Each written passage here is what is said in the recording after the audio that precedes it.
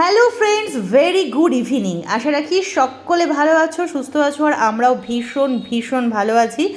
আমরা যাচ্ছি গোলপাতা বাগানে, সেজন্য দেখো আমরা এখন যতটুকু গাড়ি যায় সেখানে গাড়ি পার্কিং করে তারপরে আর গাড়ি যেতে দেয় না, এখান থেকে একটা ইঞ্জিন ভ্যান নিয়ে নিয়েছি আমরা। তার আগে এখানে একটুখানি বিএসএফদের সাথে কথাও বলে নিতে হয়, আইডি কার্ড জমা দিতে হয়। তো সেই সমস্ত রুলসগুলো মেনে আমরা চলে এসেছি গোলপাতা বাগানে। আর এটা কিন্তু খুব তাড়াতাড়ি বন্ধ হয়ে যায়, সেজন্য তাড়াতাড়ি ঝটপট নৌকা ভ্রমণ করেই আমরা এখানটাতে চলে এসেছি। আর অনেক দিন বাদে এসেছি গোলপাতা বাগানে। এই জায়গাটা আমার বেশ ভালো লাগে। তো চলো তোমাদেরকেও পুরোটা ঘুরে দেখাবো, তোমাদেরও ভীষণ ভালো লাগবে।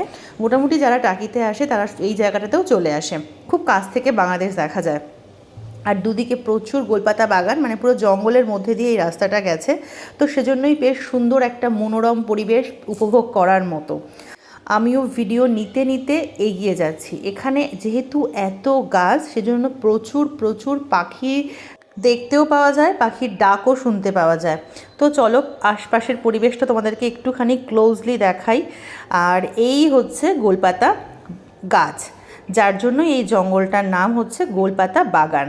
আর ওইখানে একটা ফল হয় তালশাঁসের মতো, সেটা নাকি খাওয়া যায়, বাট আমি শুনেছি আমার ঠাকুমার কাছে, কখনো খাইনি। আর এটা দিয়ে ঘর ছাওয়ার কাজ করা হয়। 10 টাকা ফি কোনোদিন নেয়নি, এরা সব ব্যবসা চালাচ্ছে। অনেক দিন পরে আসলেও অনেকবার আমরা এই জায়গাটাতে এসেছি, আর এবারে প্রথমবার টিকিট কেটে আসলাম। সেটাই বলছিল যে এখানটাতেও ব্যবসা শুরু হয়ে গেছে। তো চলো আস্তে আস্তে এগিয়ে যাই। বেশ ভিতরে অনেকটা জায়গা জুড়ে এরকম রাস্তা আছে, আর সেটা দিয়ে এগিয়ে যেতে হবে দুদিকের এই সুন্দর পরিবেশটা উপভোগ করতে করতে। চলো জঙ্গলগুলো এবং গাছগুলো খুব কাছ থেকে দেখাই। একদম এই গাছগুলো রাস্তার উপরে এসে পড়েছে, তো সেজন্যই আরও বেশি ভালো লাগে এইখানটাতে এসে। এইদিকে দেখো কুটু আর কুট্টুর মা কত কিছু করছে, আর দুষ্টু একা একা ছুটে ছুটেই চলছে। ওই দেখো সামনে দেখেছো যে জায়গাটা দেখা যাচ্ছে, একটা শেড দেওয়া, আগে অতটুকুই ছিল। অতটুকু এসে ওখান থেকে সবাই ঘুরে চলে যেত। এখন ওখান থেকে দুদিকে দুটো রাস্তা বেরিয়ে গেছে। তো একটা রাস্তা দিয়ে আমরা এগিয়ে যাচ্ছি, দেখি যাই, এগিয়ে গিয়ে সামনে পর্যন্ত পৌঁছে যাই। তো যেতে যেতে তোমাদেরকে দেখাই চারপাশের নিচের দৃশ্যগুলো। আর এইখানটাতেও দেখলাম টুকিটাকি এটা সেটা বিক্রি হচ্ছে, এই বাবুলস টাবুলসগুলো বিক্রি হচ্ছে, এখানে ঠান্ডা জল বিক্রি হচ্ছে, লেবু জল। আর সব থেকে যেটা দেখার বিষয়, দূরে ওই যে দেখতে পাচ্ছ ওটাই হচ্ছে বাংলাদেশ। আর সোনু এখানে বাবুলস দেখতে ব্যস্ত, পিঙ্কিও জানি না কি দেখছে কি ভাবছে। তো ওই যে দেখো দূরে যেটা দেখতে পাচ্ছ নদীর ওই পাশে, ওটাই হচ্ছে বাংলাদেশ। এইখানটা থেকেই সব থেকে কাছাকাছি বাংলাদেশকে দেখা যায়। হ্যাঁ, শুধু দেখাই যায়, ছোঁয়া যায় না। শুধু দেখো আর খুশি হও মনে মনে। আর এখানটাতে আমি আগেও এসেছি, নেমে গেছিলাম নিচে, তখন এখানটা শুকনো ছিল। এবারেই তো এইভাবে আসলাম আমরা। তো এই যে বাবলসগুলো তোমাদেরকে আবার দেখিয়ে দিই। আর এখানটাতে আজকে বেশ লোকজনও আসছিল, মোটামুটি যারা কলকাতা থেকে আসে বা দূর দূর থেকে এসে গোলপাতা বাগানে ঘুরতে চলে আসে। আর এখানটাতে সত্যি সবাই আসলে কিন্তু খুশিই হয়, সবারই মনটা ভালো হয়ে যায়। তো এই দিকটা আমরা ঘোরাঘুরি করলাম। সৌরভ এখানটাতে আবার কি খেলো, ওই যে লেবু জল খেলো। ততক্ষণ যখন সৌরভ খাচ্ছিল আমরা বাচ্চাদেরকে নিয়ে চলে এসেছিলাম, যাতে বাচ্চারা না চায়, ওরা বায়না করলে ওদেরকে দেবো না। কিন্তু পরে সৌরভের মনে পড়লো যে ওর কাছে কিছুই নেই, পার্স সব কিছু পিঙ্কির ব্যাগে।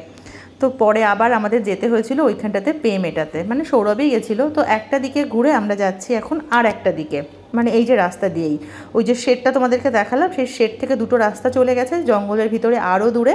তো সেই রাস্তা দিয়ে গিয়ে এখন দেখো এখানটাতে একটা ওয়াচ টাওয়ার করা হয়েছে। এটা আমরা প্রথমবারের জন্য দেখছি এবং উঠছিও। তো চলো, একদম খুব বেশি না, কিছুটা মানে দুটো পোর্শনের সিঁড়ি মতো করা হয়েছে, সেখানটাতে আমরা উঠে যাচ্ছি।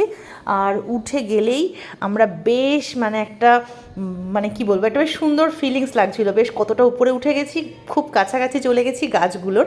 আর এই সময়টায় বিকেলবেলার সূর্যাস্তের সময় অপূর্ব একটা সুন্দর দৃশ্য আমরা উপভোগ করলাম এই ওয়াচ টাওয়ারের মাথায় উঠে। আর আমাদের বাচ্চা কাচ্চা সবাইকে নিয়ে উঠেছি, মোটামুটি সেফ ছিল। দেখো দুদিকটা বেশ গ্রিল দিয়ে আটকানো, সেজন্য খুব একটা অসুবিধে হয়নি। এখানটাতে উঠে আবার সোনু দুষ্টু বেশ সুন্দর মিষ্টি মিষ্টি পোজ দিচ্ছিল, পিঙ্কিরাও বেশ সুন্দর ছবি তুলছিল। এই যে তোমরা পুরো ওয়াচ টাওয়ারটা একবার দেখে নাও। আমার তো বেশ ভালোই লাগছিল, খুব একটা এরকম ওয়াচ টাওয়ারে ওঠা হয় না। আগে সুন্দরবনে গেছিলাম, সেখানে সব জায়গাতে এরকম ওয়াচ টাওয়ার করা ছিল, তো সেখানে আর কষ্ট করে উঠিনি, তবে আজকে উঠে পড়েছি। যেহেতু অল্প কয়েকটা সিঁড়ি তো বাচ্চারাও উঠে পড়েছে, অন্য সময় মানে ছেলের কথা ভেবেই আর কি ওঠা হয় না। এই যে এবার আমরা নেমেই যাচ্ছি, তো তোমাদেরকে একবার দেখিয়ে দিই। আর এদিকে দেখো অনেকেই উঠছে, যারা এখানে ঘুরতে এসেছে সবাই ওয়াচ টাওয়ারে উঠছে, আমরা নামছি, এইরকমই একটা দৃশ্য। আর উপর থেকে ভিডিওটা করা হয়েছে, কেমন লাগছে বলো? আমার তো বেশ ভালো লাগে এরকম গোল গোল সিঁড়ির দৃশ্য নিতে বা দেখতে। তো কেমন লাগলো আমার আজকের ভিডিওটা তোমরা কিন্তু অবশ্যই কমেন্ট করে জানাতে ভুলবে না। তোমাদের প্রত্যেকটা কমেন্ট আমার কাছে অনেক অনেক অনেক মূল্যবান, তাই সবাই একটু কমেন্ট করো, একটা রিয়াকশান দিয়ে বলে যেও কেমন লাগলো টাকির গোলপাতা বাগান আর আমার এই ভিডিওটা। আর এরপরে আমরা এখান থেকে চলে যাব সোজা মালদ্বীপ রিসর্টে, সেখানটাতেও ঘোরাঘুরি করব, সেটা থাকবে পরবর্তী ভিডিওতে। এখান থেকে যেটুকু আমরা ইঞ্জিন ভ্যানে এসেছি সেটুকুই আবার ইঞ্জিন ভ্যানে যাব, তারপরে ওখান থেকে আমাদের গাড়ি রাখা আছে, গাড়িটা নেব, নিয়ে বেরোবো।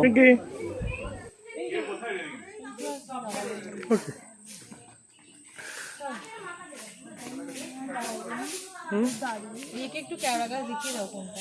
পিঙ্কি কে চলো আরো উঁচু হওয়া দরকার ছিল, কি আছে এখানে? আর এখানে অনেক রকম গাছের নাম লেখা ছিল, কোনটা সুন্দরী, কোনটা কেওড়া, কোনটা গড়ান। তো চলো আমাদের ঘোরা মোটামুটি কমপ্লিট, আমরা খুব তাড়াতাড়ি পরবর্তী ভিডিওতে তোমাদের সাথে আবার দেখা করতে চলে আসছি। ভালো থেকো, টাটা।